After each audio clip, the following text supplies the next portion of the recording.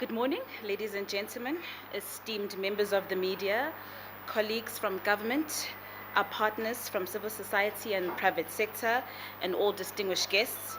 Welcome to the Quarter 1 media briefing of the Presidential Youth Employment Initiative. To officially open today's briefing and set the tone for our discussions, it is my honor to invite the Deputy Minister in the Presidency, Ms. Nonceba Mhlauli, to deliver the opening remarks. Deputy Minister, the floor is yours.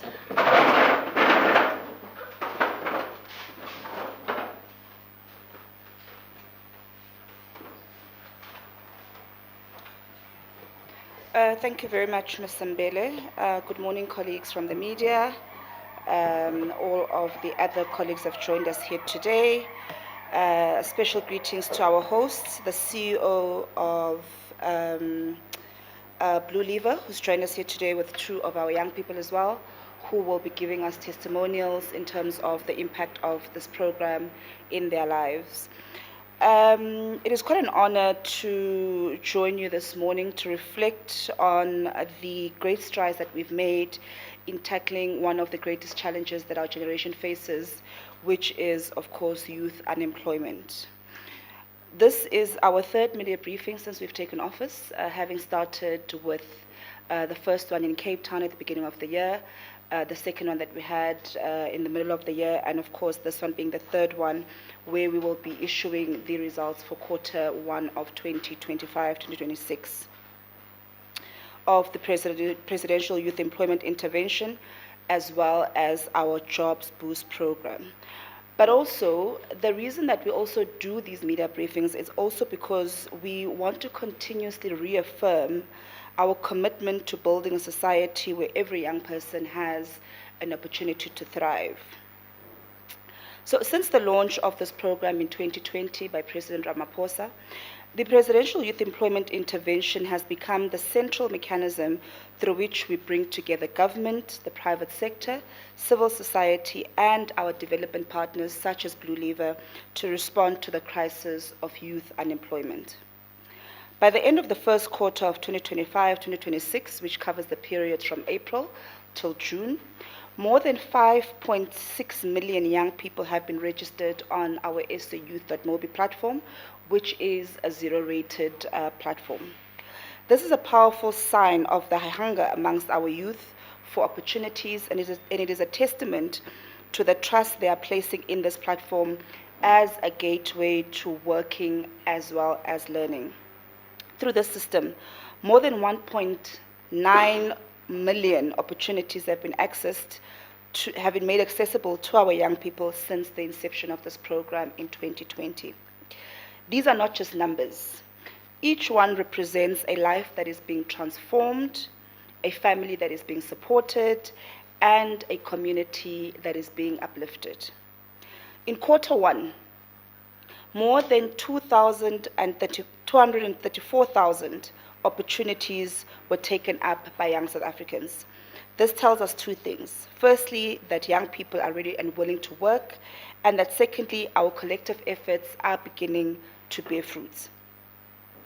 Among the most significant milestones of this quarter was the launch of Phase 4 of the revitalized National Youth Service. At the beginning of September, 40,000 young people across the country began their paid community service opportunities across the country. The NYS supports service delivery efforts and improves the lives of marginalized communities. It prioritizes focus areas that benefit children and young people at large. These include sports, arts and culture, the restoration and maintenance of our public areas used by young people by and large, as well as support to early childhood development and school learners, as well as the promotion of antenatal care and child nutrition. Organizations such as Spotlight Education Foundation, the Sereti Institute, Cricket South Africa, and the Sports for Social Change Network are among those delivering these opportunities nationwide, ensuring that our young people gain both community service and experience as well as work readiness skills while contributing to social development. The National Youth Service is more than just about work experience. It is about nurturing a spirit of civic activism, giving young people a chance to contribute to their communities while gaining valuable skills, confidence, as well as networks.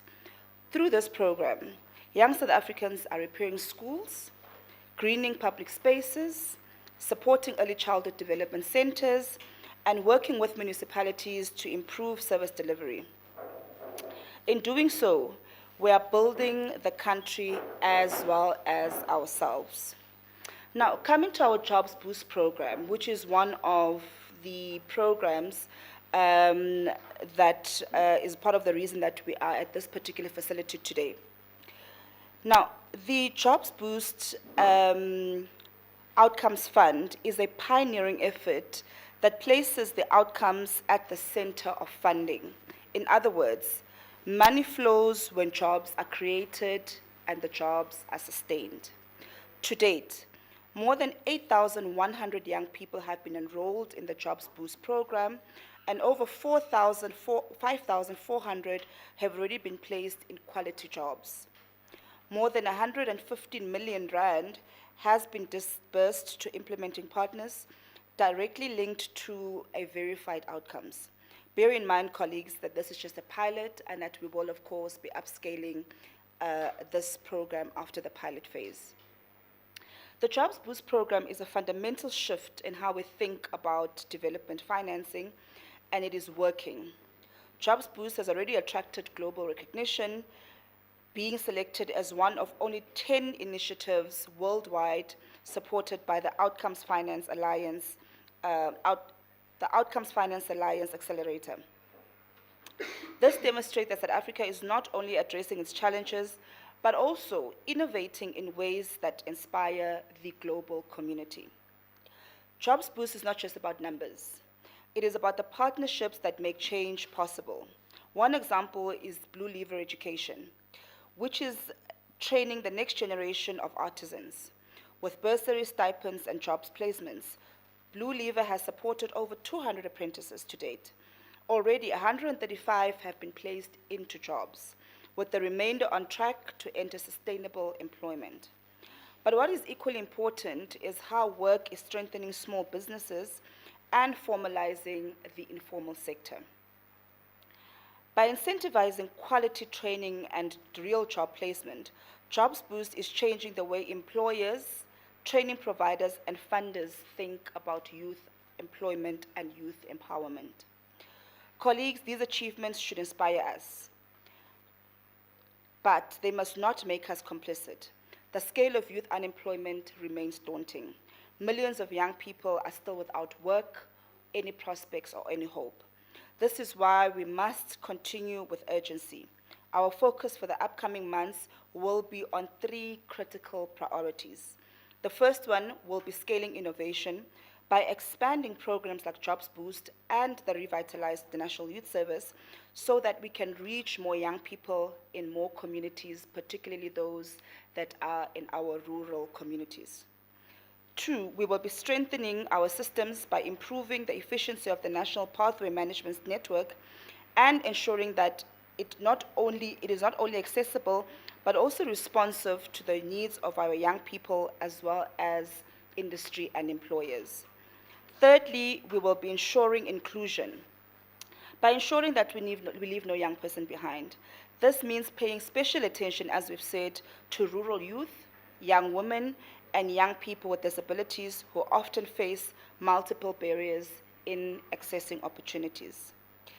If our organization has programs offering learning, if your organization rather has any programs offering learning, work experience, or earning opportunities, we would like to encourage you to please register on sayouth.mobi platform in order for the PYEI to integrate your offerings into the broader National Pathway Management Network, connecting you with young people who are ready to participate.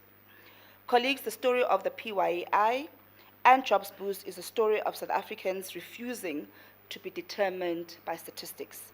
It is a story of a government willing to innovate and of partners across sectors stepping up to do things differently. More importantly, it is a story of possibility. As we reflect on the progress made in the first quarter, let us recommit ourselves to building a society where every young person has the dignity of work and agency to shape up their own future. Together, we can ensure that South Africa is not only a country of potential, but also a country of realized opportunity. I thank you very much.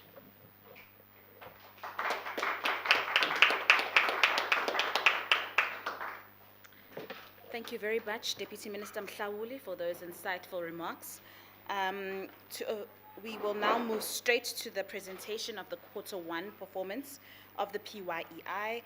To present this is Tshegofatso Walker, who is the Director in the PYEI in the Presidency. Tshego, you're up.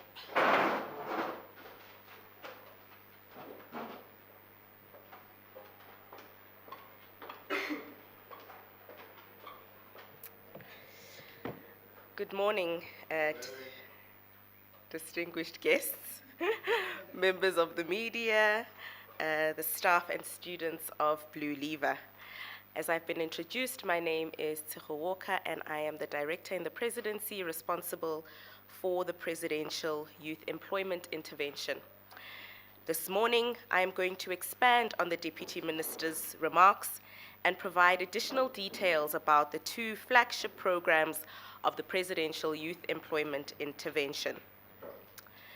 In the first quarter of the 25-26 financial year, young people secured 234,000 earning opportunities through the National Pathway Management Network. 200,000 of these earning opportunities were secured on SA Youth, and a further 33,000 opportunities were secured on the Department of Employment and Labour's ESSA platform. The Youth Employment Service, a private sector-led initiative, placed 4,762 young people in workplace experience opportunities in a variety of sectors in the economy. I am one of those vertically challenged people. In addition to Youth Employment Service, the Department of Higher Education and Training placed 3,600 young TVET learners and graduates into workplace experience opportunities.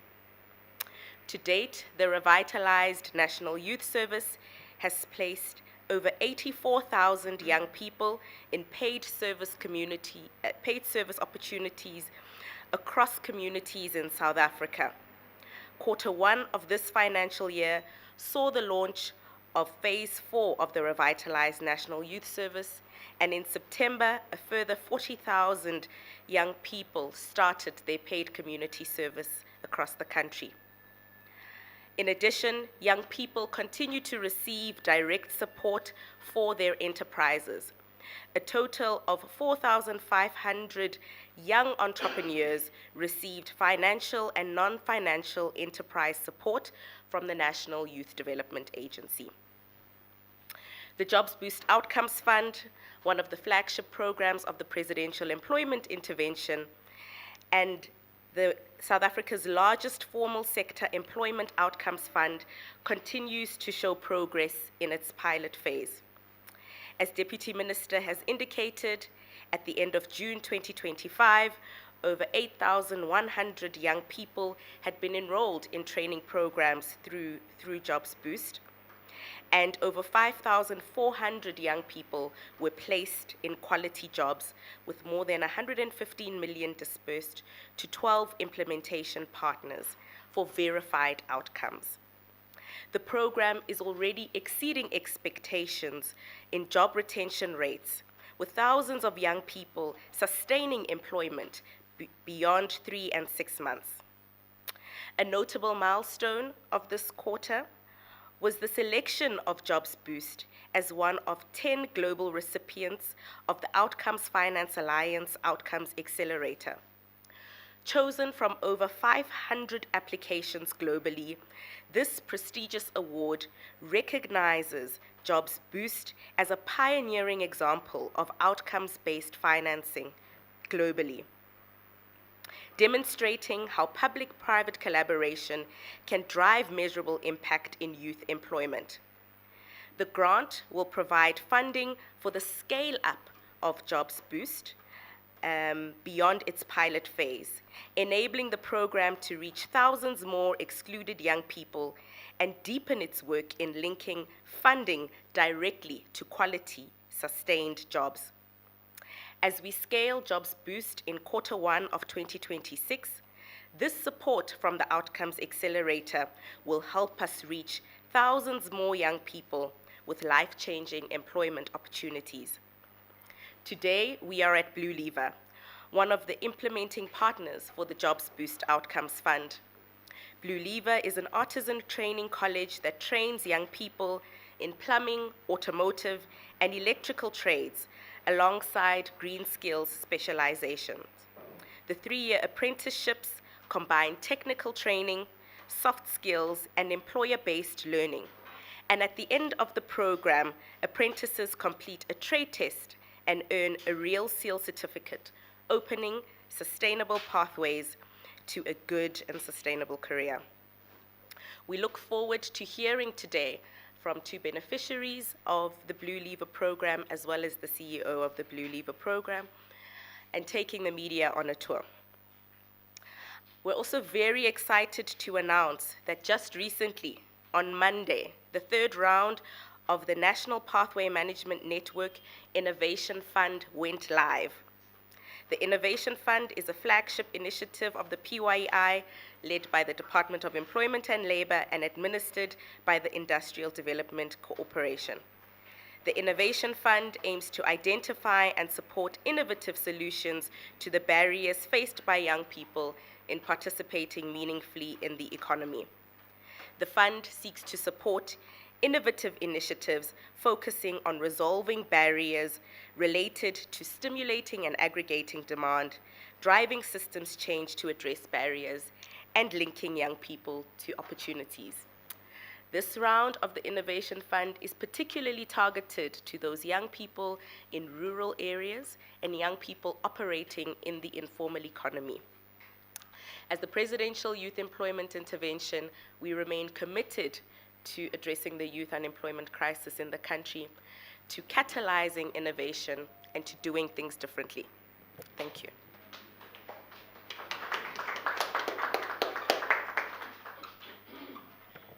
Thank you, Tseho, for that comprehensive and encouraging update. We'll now hear from our implementing partner, the CEO of Blue Lever, Mr. Adam Collier, to give us a few words on the organization, which will be closely followed by 2 beneficiaries of the program that are here with us today. Over to you, Adam.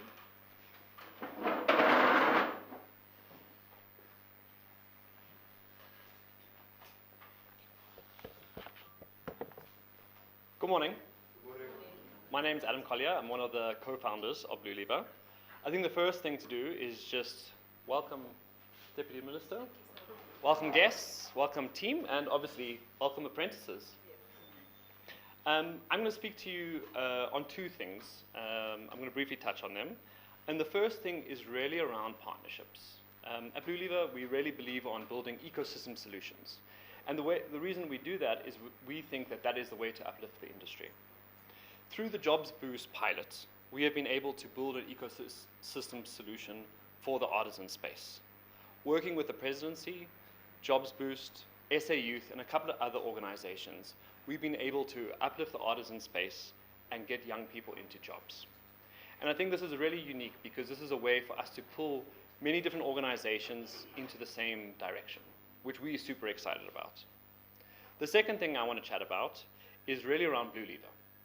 So Blue Lever is an education startup where we really focused at reimagining the way we see artisan education and vocational education as a whole. At Blue Lever, we do 3 different things. The first thing is all about understanding industry demand. At the same time, taking young people and filling those gaps. So what we do here is apprenticeship programs. So as what was mentioned earlier, we do plumbing, we do electrical, solar, and automotive mechanic. We find the young people, we upskill them, we place them, and we walk the 3-year journey with them. I'm probably not very good at telling the story, so I'm looking forward to the apprentices talking a little bit more about the program. The next thing we do is what we call igniting change makers. This is all around supporting people who are already in the space. So it's great that we're bringing young people into the ecosystem, but what about people who already exist in the space? And so we do a range of different programs. One of our flagship programs, which is supported by the Jobs Boost, is our Green Plumber program. And this is all around taking artisans and bringing them into the green economy, which we're super excited about. The last thing we do is all around shifting the narrative. And I think what we want to do is make the space a space of inspiration and a space of aspiration, where people are super excited to be plumbers, they're proud to be electricians, and really they own this space. So we think about demand and bringing young people into this. We think about igniting change makers, and then we think about shifting the narrative overall. I think overall, we are super proud to be part of the Jobs Boost initiative. And I think fundamentally, we are even more excited about getting young people into work. Thank you.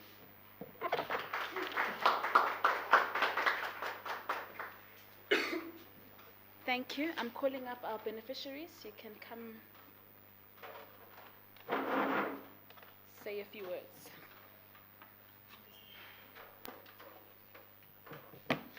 Good morning, everyone.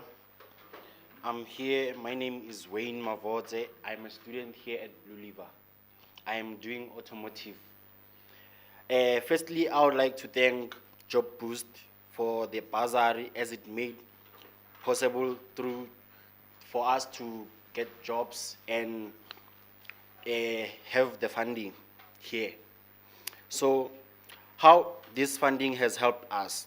So it has helped us because we have learned, we are learning, we came here at Blue River having no option, but we were unemployed. So we came and we were given an opportunity to get a learning opportunity where we are acquiring our trades, which is trades in the automotive. So the opportunity has opened doors because when we are in the employers, we are gaining knowledge and skills that empower us to acquire the knowledge we need to get the trade. And my experience here in Blue River, it has been a broad experience because you first go to camp and then it's where they equip you with certain skills that you need to have a growth mindset, whereby they are not only teaching you how the work is being done, but also they are teaching you the soft skills, whereby we have CI, which is communication and interpersonal skills, and we have PMO, which is program management and operations, and we also have ENT, which is entrepreneurial thinking. It doesn't only empower us to have the knowledge of doing their work, but also to open our businesses and employ other people who are unemployed out there. So I'm thanking Blue River for that, because it's not that artisans, they don't know how to do their work, but they lack soft skills.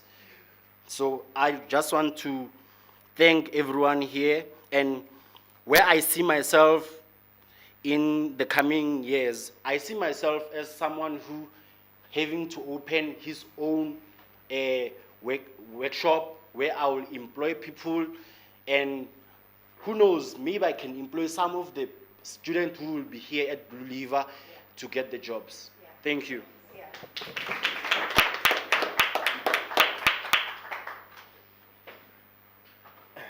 So good morning. So my name is Skagiso Sylvester Sumalomane. And first thing first, so I would like to thank so Job Boost for so giving us these opportunities to go to so EBLs and train through our trade. So I've been to so EBL for about 6 months, and I've learned a lot there.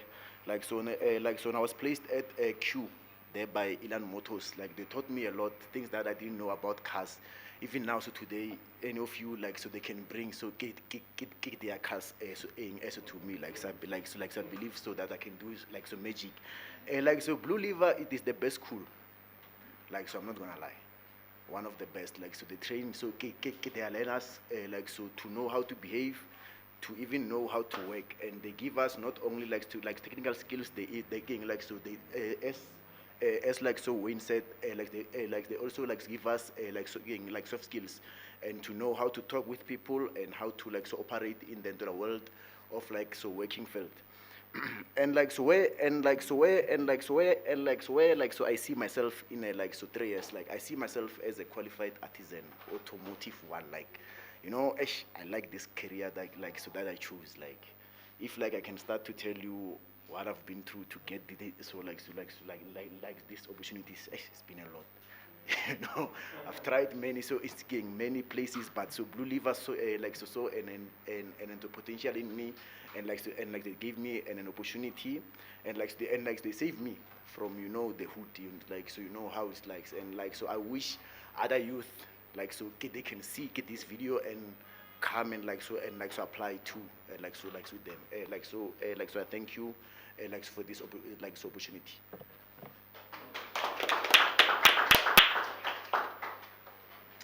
Thank you very much. We'll now open for questions to the media. If there are any, I'll take for the Deputy Minister, for the artisans, or for Adam. Yes, Ntokozo? Can Kagiso please say his surname again? Maluman. Maluman. Thank you. And then question for, I think for Tsehofatso, to just give a little bit of more details around the Jobs Boost Outcome Fund. I must admit I don't know much about it. And then looking at the unemployment rates, there are several programs and initiatives, obviously the presidential one being the latest one. Unemployment specifically for youth has been surging for quite some time. How have we sort of changed, of course, Blue Liver being an example of that, but having these programs that really do lead to sustainable job creation and, in a way, making sure that they all talk to each other, all the different programs that we do have within the different departments in government. Thank you. I think that's it for now. Thank you, Ntokozo. Any questions? Yes, sir? I would just like a breakdown of where these opportunities are coming from, where they're placed in terms of the provinces. If you have those details, please share so we can get a sense of how successful or where the success lie nationally. But also at the same time, do we see these numbers feeding into the labor force, particularly labor force survey? Are we starting to see a little bit of a dent on the youth unemployment crisis as a result of some of these programs that have been started? Thank you, Katlego. Any other questions? Okay, so there's those two questions from Katlego and Ntokozo, both directed to Tseho and the Deputy Minister. Tseho and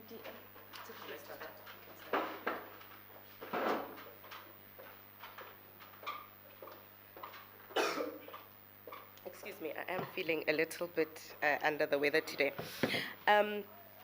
So the Jobs Boost Outcomes Fund is, like I said, a flagship program of the Presidential Youth Employment Intervention. It's led by the Department of Higher Education and Training and funded by the National Skills Fund. It's a 300 million rand outcomes fund. And unlike in traditional training programs or training or funding for training, where you pay, as government, we pay for the training, and we don't care or track what happens to the young person once they have been trained. With the Jobs Boost Outcomes Fund, the majority of the payment only goes to the training providers once they have placed a young person in a job and when that young person sustains that job at 3 and 6 months intervals. So 20% is paid at enrollment, so a very small portion, 40% at placement, and then 20% at 3 months sustained and 6 months sustained. And really what we're trying to do is reorient the funding that's in the skilling system away from an input-based training system towards a more outcomes-focused training system. The skilling system in this country has 26 billion rands annually through the Skills Development Levy that goes to the National Skills Fund and the CETAs. 26 billion rands.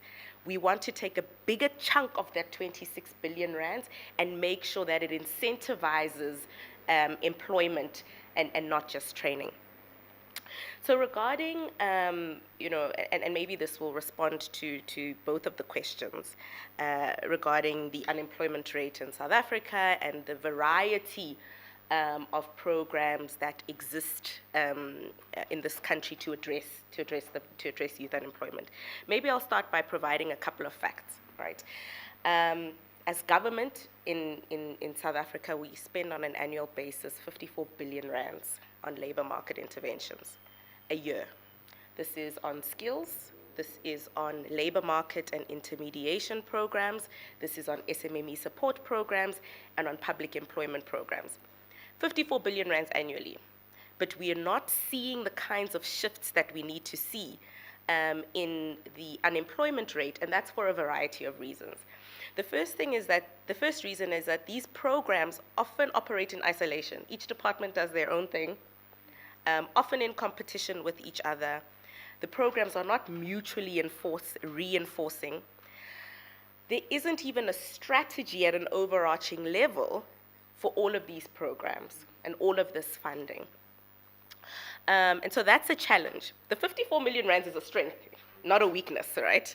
The challenge is the utilization of that 54 billion rands, excuse me, not million. And so as the Presidential Youth Employment Intervention, we've recently finalized a strategy for youth employment for the 7th administration. And that strategy has two overarching pillars. One of the overarching pillars is this 54 billion rands that is spent across 16 departments.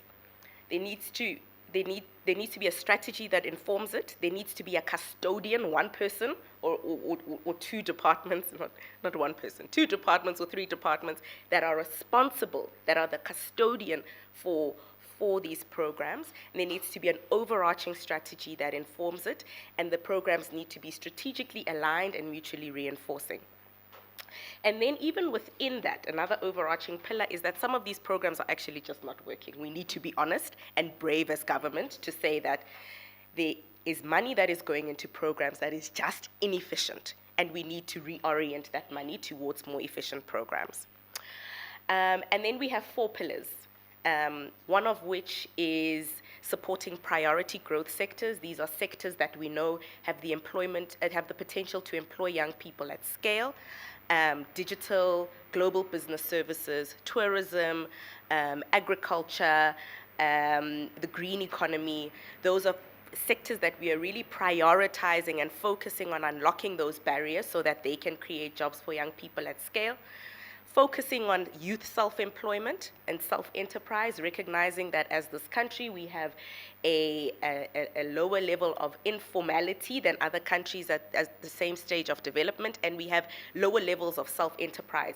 So enabling young people through a couple of things: red tape reduction, through enabling policy, and then we're also taking a sector approach to say there are a couple of sectors actually that we think where young people can self-employ, and enabling that, the platform economy being one of them. You know, I read an article, that Checker 6060, that didn't exist just 5 years ago, now has combined earnings that are higher than Checkers and Spar, I think it was, or Pick and Pay and Spar combined, you know? So the platform economy, huge potential. We need to enable South African young people to self-enterprise in that economy. ECD being one of them. If we want the Department of Basic Education to reach the universal early learning target by 2030, we need 200,000 more ECD practitioners. We need to enable that. Installation, maintenance, and repair, which is why a program like Blue Lever is so important to us. And then, of course, even within this context, and knowing that the youth unemployment problem is so huge, we still do need public employment programs, but those public employment programs need to be well designed, they need to be well run, and they need to enable pathways into exit opportunities. So there is a plan that we are finalizing as the presidency to bring together these different parts, have a coordinated and cohesive strategy for youth employment, focusing on two overarching pillars and 4 levers. I think that's sufficient.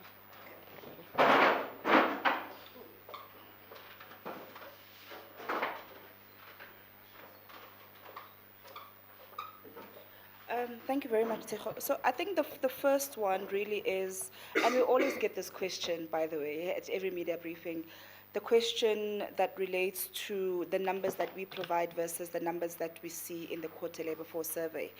And if you actually look at the latest report, and the latest quarter labor force survey report, where we did see a marginal increase in terms of job creation. I think there was about, I can't remember the exact number, but it was about 19,000 new jobs created in the youth space only.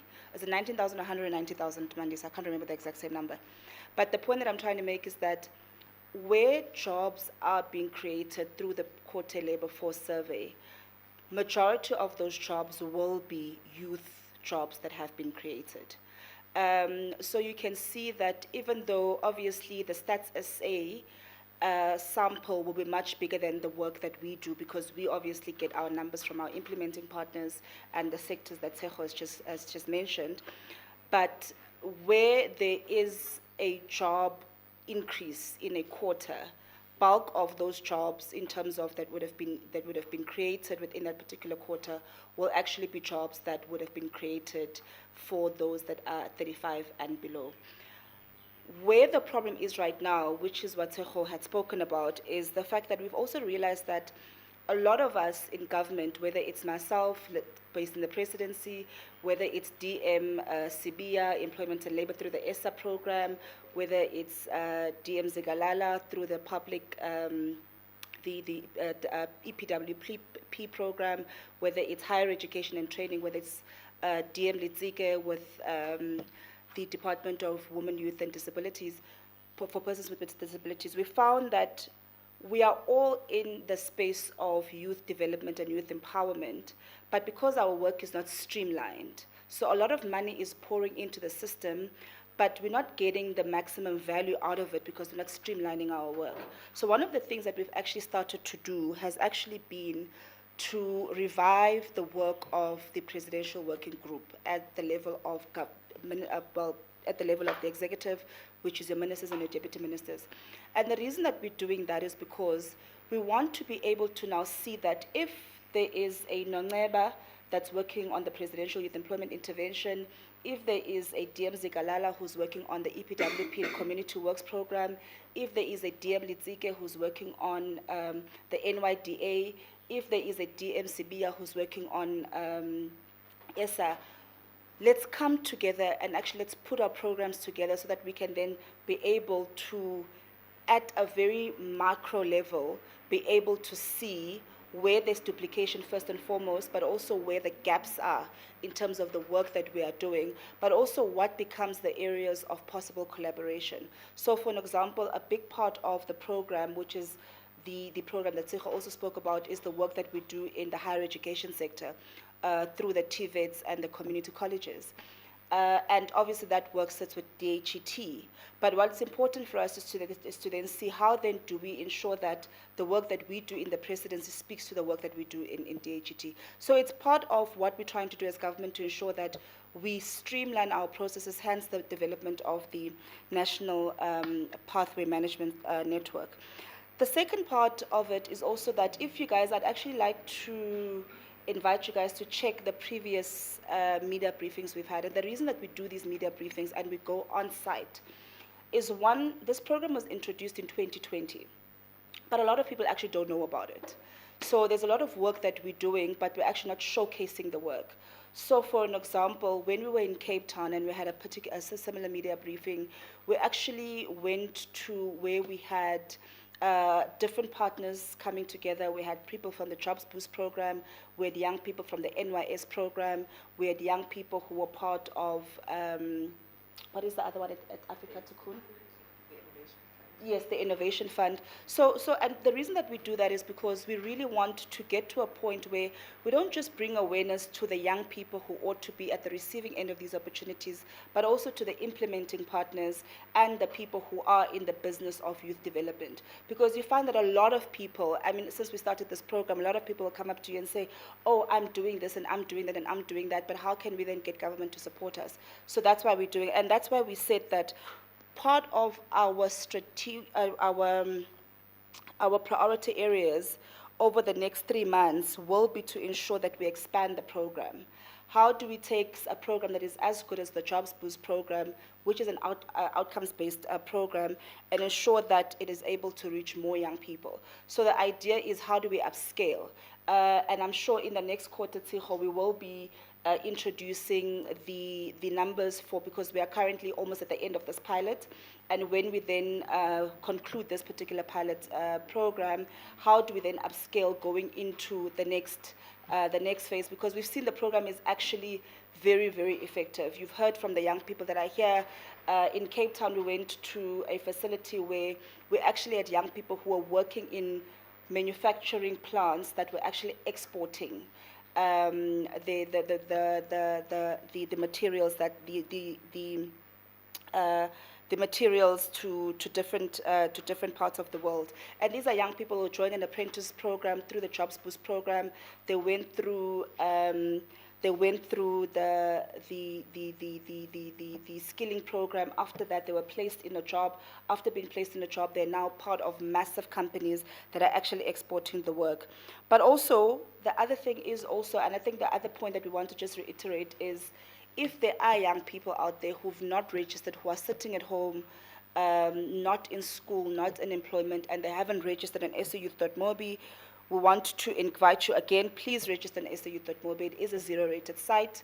It has all information related to any and everything youth empowerment related, whether it is job opportunities, whether it is apprenticeships, learnerships, information around how to write a CV, information around how to access a bursary, information around how to write a business plan, basically any and all information for young people in the field of skills development.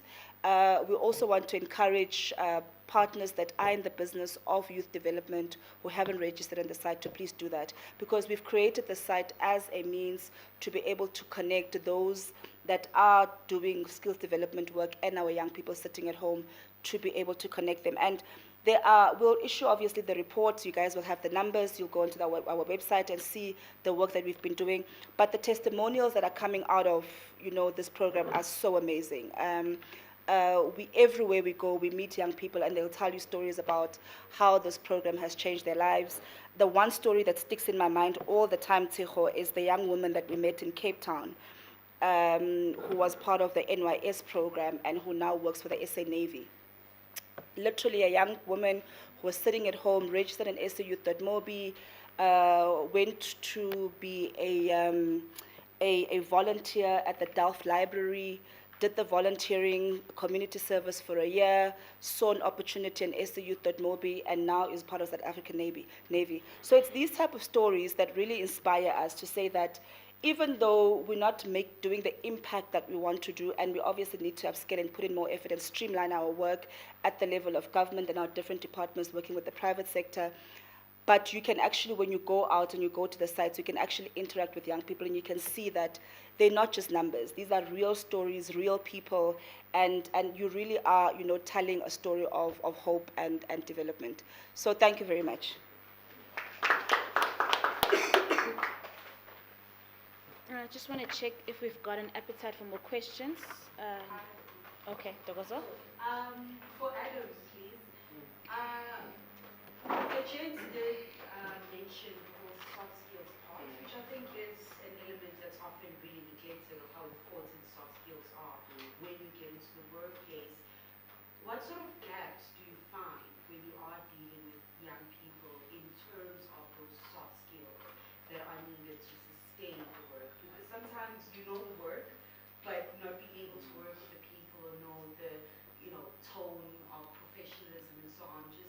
maybe insights on some of the skills that young people who come through your doors you find they really need and makes a difference in setting them up. Thank you, Ntokozo. Any other? Katlego again? Again from SABC. I just wanted to get a sense of how the program works. Do you identify a young person, take them and put them in an institution or an organization of some sort, and then after that monitor their progress, place them in jobs? Maybe just give us a breakdown of when one gets this opportunity, how it flows to a point of them or getting that job opportunity, and going into the future. Another one would be around the expectations as well, where these young ones are concerned, those that are getting these opportunities. Right now, there's this debate on the gazetted draft amendment of the National Credit Act, and a lot of young people worried as to whether they're going to get blacklisted after getting some of these support so they can go into institutions of higher learning. So maybe give us a sense of how this one works and the expectations after this, whether there is a sense of worry or concern that can be picked up as well, looking at this debate that is playing itself out right now around the amendment of the National Credit Act. Thank you. Okay. So, Minister, just to add to my question to Oh. Adam, there's a high dropout rate when it comes to vocational training. How do we deal with that as well? I would suppose that's part of the skills. So when we do have apprentices who do join a program like this, how do they deal with ensuring that they do channel young people towards opportunities and try to minimize that dropout level? Okay, thank you. Do you have a question? Yes, Dylan from Geneva. It seems like the word outcome has been critical to the success of the Jobs Boost Fund. So my question is for Adam. Just to speak of his experience collaborating with Jobs Boost and particularly connecting to it being an outcomes-based fund and what that impact has had on Geneva. You're asking your colleague a question. Lovely. Okay, thank you. Adam. Over to you. Adam wants to make sure that he gets maximum.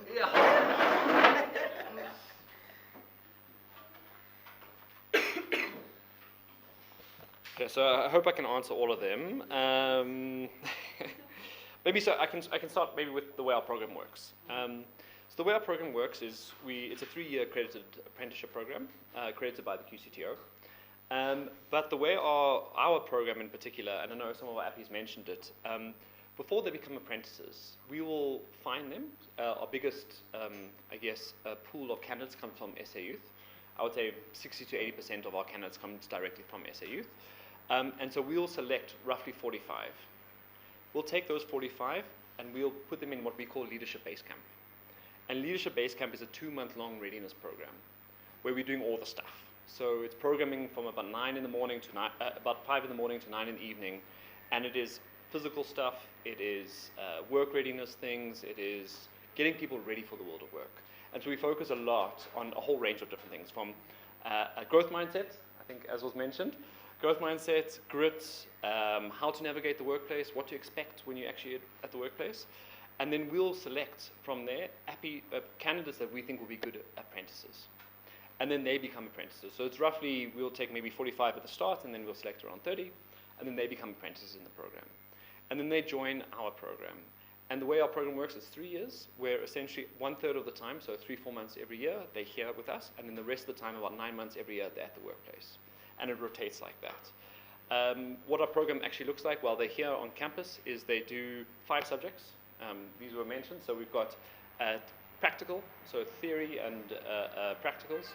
And then we'll do communication and interpersonal. We'll do project management operations and entrepreneurial thinking.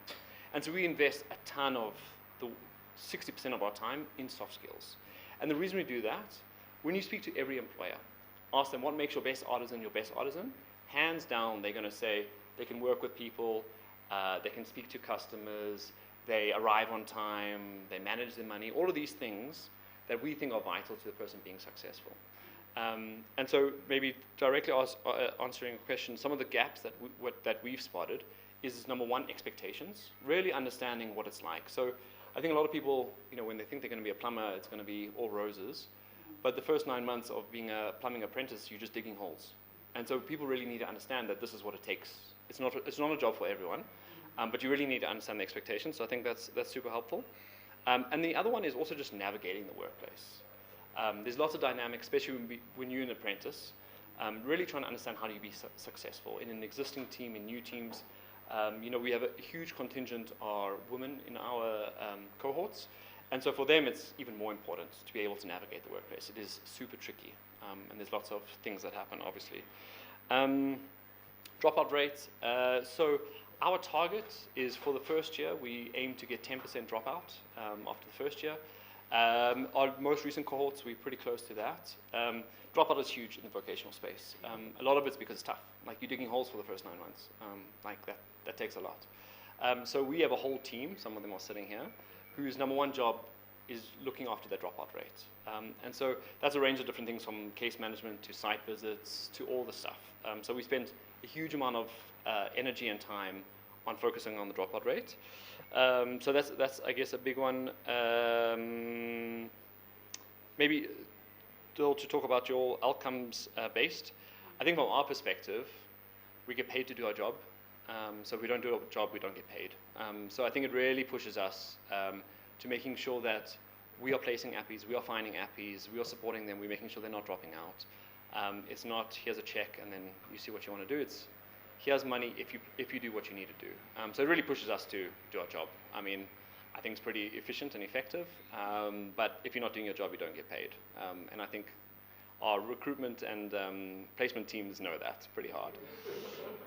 Did I cover all the questions? Yes, I think if Tseho can just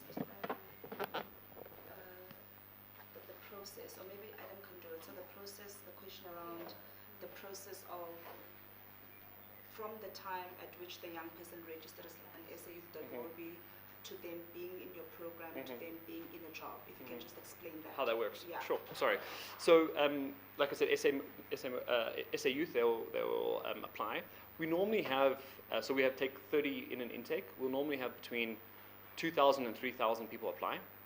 Like I said, most of them are from SA Youth. So they apply, then we'll select them into the Leadership Base Camp, which is a 2-month-long readiness program. Then after that, we'll do another selection. They become apprentices, and then they're with us on campus for, like I said, 3-4 months of the year, and then we'll place them. So we have tons of employer partners, 200 to 300 employer partners, where we'll place them, and we'll manage that relationship. Biggest dropout happens during the first year on the job, and so we have a team that really is dedicated to that. I think what big difference in our program is we firmly believe in having skin in the game. So all our employers pay the stipends for the apprentices when they're with them. And what happens there is appies know that they are on the hook and that they need to perform, because if they're not working, they're not getting paid. Employers also know that this is a resource. It's not free labor. So they have to invest in them. And they really do invest in them because they know this is the future talent for them. And so it really aligns incentives really nicely. So essentially they're with us 3 months, and then they go to the employer for 9 months, come back 3 months, 9 months, 3 months, 9 months, and then they write their trade test at the end. So first year our target is 10%. By the end of it we've graduated our first class last year. We're sitting at about 60% retention for the first. And it's getting better and better as we get better and better.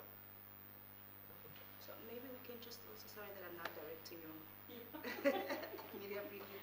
One of the young people to also just say how their journey, like where they applied, how they basically ended up being here. Yeah. So my name is Kagiso again. Me, like, and they applied through the SA Youth, SA Youth. Then like, so and they applied there. It was last year around maybe May.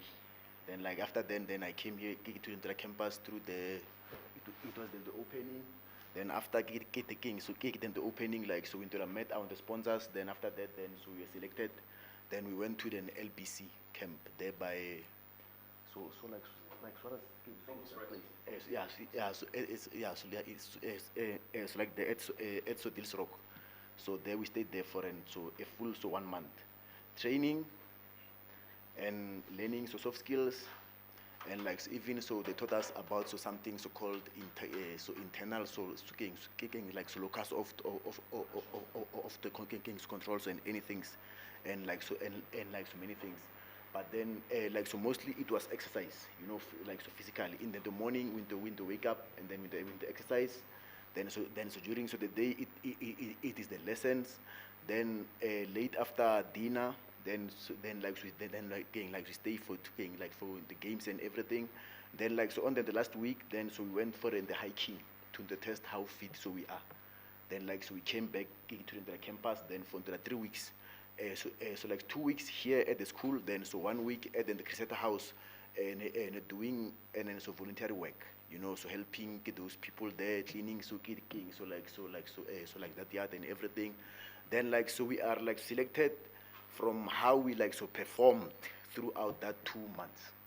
Then we are like so picked, then so placed on the program. Then so that's where the 3 years like so begin. Okay, thank you. Thank you. Katlego, you have another question? Breakdown of the provinces. And also the issue around the National Credits Act. Maybe the minister can yes, to assure these those that are looking for disabilities that they won't find themselves. So we'll come through. So on the provincial representation, it varies across programs, right? So for Jobs Boost, the provincial representation is majority Johannesburg, Cape Town, and KZN. And that's the reason for that is predominantly because this particular mechanism is targeted towards the formal economy, and those are the centers where the formal economy flourishes in South Africa. Joburg, Cape Town, KZN are where formal private sector companies predominantly are. So Jobs Boost is there. What we're doing now with the Innovation Fund, as I mentioned, it's only actually targeted to rural areas and areas with the highest youth unemployment rate. So we specifically are looking for solutions in Northern Cape, in Northwest, in Eastern Cape, and in Mpumalanga.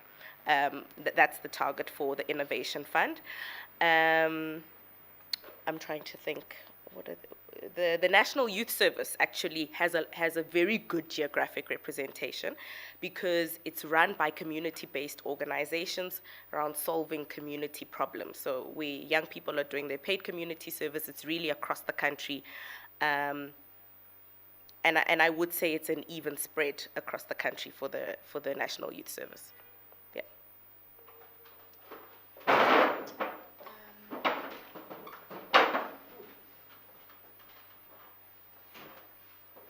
Okay, so just two things. I think the one important one, and I think it's important to reiterate on the Jobs Boost program, right, and why it's an outcomes-based fund, is the fact that the bulk of the monies allocated to the partners is only paid at the time at which a young person is in a job. So at the start of when they do the intake of the young people, they get 20% of the funding, right? Then it is only at the time that the young person is in a job that they get the bulk of the funding. And the reason that we do it that way is to ensure that, because so often young people, government invests, and you have these different programs, and money is put through the system. There's an intake of the young people. Once the young people leave the program, there's actually no responsibility on the partner to ensure that they find the young person a job. So the reason that this program is so innovative and this pilot is so important is because what we're piloting is ensuring that at the time at which Blue Lever, for an example, takes in a cohort of young people, they must already have engaged their partners in industry to have spaces for those young people. And then in that way, we are assured that when a young person enters the system, they go through the training and the job is waiting for them at the end. So it also places the responsibility on the implementing partner to find that young person a job in order for them obviously to get the bulk of their funding. I just wanted to clarify that point. Coming to the issue of, I think the first thing is that we should also, firstly, I think, address the distortion around the regulations. I know the Deputy Minister of Trade and Industry was in Parliament yesterday and this question did come up in the Q&A that took place, as well as the Minister having issued a statement. There is no new regulation that blacklists students. That's the first point that I think we need to clarify. And that the regulations are actually, the new regulations are actually about support for your medium, your MMMEs. That's what the new regulations are about. That's the first point. The issue of institutions of higher learning or educational institutions have always been part of the National Credit Act. If you look at the legislation of 2006, they actually always been there. So what other parties are trying to present as a new regulation has actually always been in law. That's the first point that we need to clarify. So the regulations that are out there where the public is asked to comment on is about the support for your MMMEs.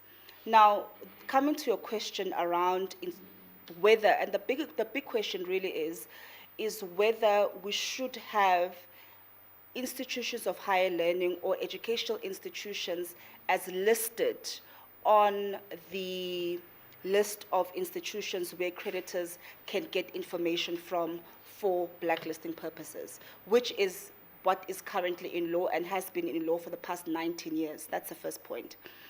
And I think what we need to be discussing there is how do we ensure that our young people are protected from that not happening? Because in actual fact, if you look at the past 19 years, there has actually not been an institution or there's actually not been an instance where that has actually happened, unless if I'm speaking under correction. However, what we need to look at is, and I think for me the most important question is, should we amend the legislation to remove institutions of higher learning from that particular act? So the question for me is not around the regulations that are currently out, because the regulations, what is new there, does not speak to the amending of the act.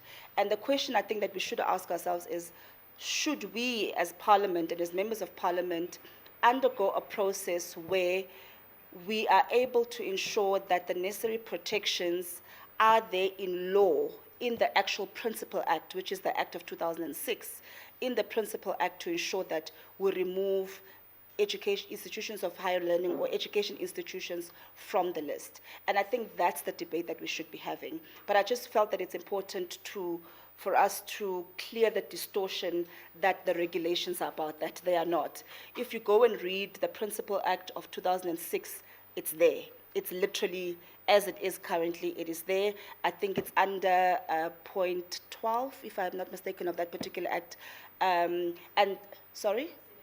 7A, yes. Yes, so it's there in the Principal Act, and I'm saying the question that we should be asking is, should we as Parliament undergo a process of amending the legislation for us to remove it? And I think that's where the conversation should be going to, and I think if we frame it in that way, it becomes a more holistic conversation around how do we ensure that we fundamentally protect poor black students, poor students who are black in majority, who would have gone through institutions of higher learning, either through NSFAS, which at the time that even I was on campus used to be 60% loan and 40% bursary, and other young people who can't afford a higher education using different other forms of funding, including lending, student loans, etc., and how do we ensure that we protect those students to be able to find jobs and have access to credit post the time at which they leave the institutions of higher learning. I hope I've responded to your question adequately. Thank you very much.